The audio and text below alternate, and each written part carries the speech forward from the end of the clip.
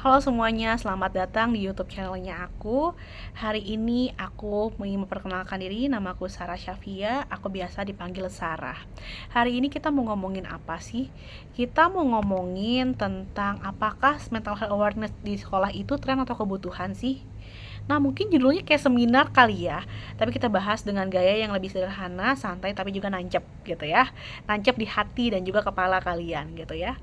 Dan sebenarnya nggak ada yang aku tuntut dari kalian, cukup dengerin aja atau mungkin sambil cerita di kolom komentar, boleh banget gitu ya. Aku di sini sebagai teman ngobrol atau mungkin teman-teman nih malah jadi saling berkenalan di sini. Aku juga seneng banget ya. Dan jangan lupa untuk komen, like dan juga subscribe channel ini kalau misalkan kalian merasa suka dengan konten ini atau mungkin merasa terbantu dengan adanya konten ini. Kira-kira nih buat teman-teman semua, waktu kalian sekolah dulu, kalian pernah nggak sih ngerasa mental kalian itu capek tapi nggak ada ruang buat ngomong? Nah, kalau aku pun juga sama mengalami hal seperti itu.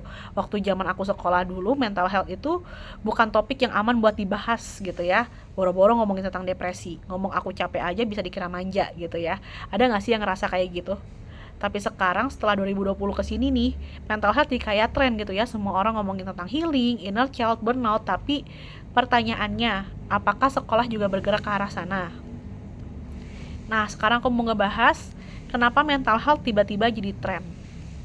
Kalau kita tarik mundur nih ya, mental health itu sebenarnya bukan tren aja loh. Yang jadi tren itu keberanian kita untuk membicarakan hal itu.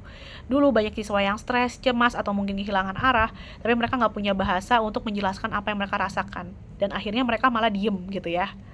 Lalu dianggap nakal, gak nurut, banyak drama dan lain-lain gitu ya. Baru ketika media sosial tumbuh gitu ya, era media sosial mulai gempar-gemparnya gitu ya. Bahasa seputar psikologi gitu ya, kayak misalkan anxiety, burnout, hypersensitive, emotional exhaustion gitu ya, jadi lebih banyak gitu ya, jadi lebih banyak dibahas juga. Dengan bahasa psikologi seperti itu, akhirnya kita jadi punya pintu untuk memahami diri kita sendiri gitu ya. Kira-kira kita ini kenapa, dan mungkin kita jadi mengenal profesi yang adanya, profesi psikologi. Dan saat itu pula juga banyak mahasiswa yang berminat di jurusan psikologi gitu ya, untuk lebih mengenal diri dan juga untuk lebih yang namanya membantu orang lain juga. Nah, tapi sayangnya sekolah itu jadi tertinggal. Kenapa sih bisa tertinggal kayak gitu? Karena struktur sekolah masih fokus sama nilai, disiplin, dan ketaatan dari siswa gitu ya.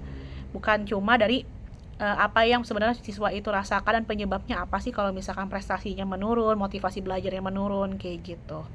Nah, gimana sih sekolah itu melihat mental health gitu ya? Sebenarnya kalau kita lihat nih, sekolah itu adalah miniatur dari masyarakat. Jadi apa yang terjadi di masyarakat, terjadi juga di sekolah. Ketika mental health dibicarakan di luar sana, sekolah kadang masih melihatnya sebagai tambahan aja, bukan kebutuhan dari siswa gitu ya. Misalkan contoh nih, ada siswa yang nangis di kelas.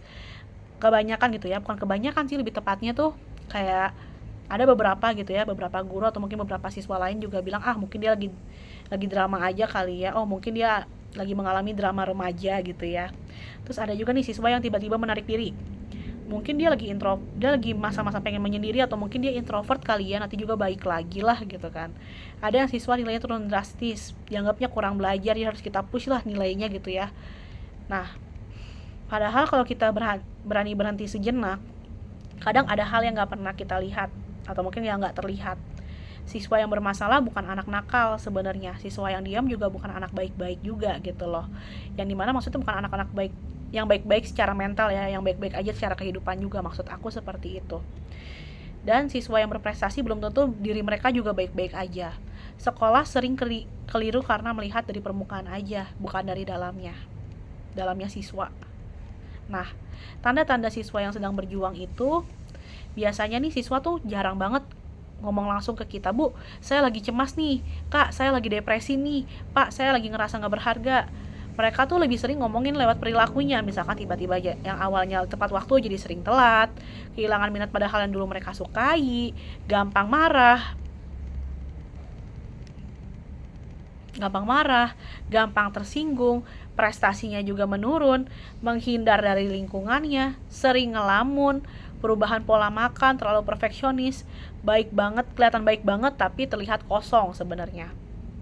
Yang terakhir itu sebenarnya sering kelewatan juga gitu loh, sering kelewat sama para guru juga. Siswa yang terlalu baik, anak-anak yang gak pernah bikin masalah, justru paling sering memendam semuanya sendirian. Apa sih sebenarnya yang dibutuhkan oleh siswa?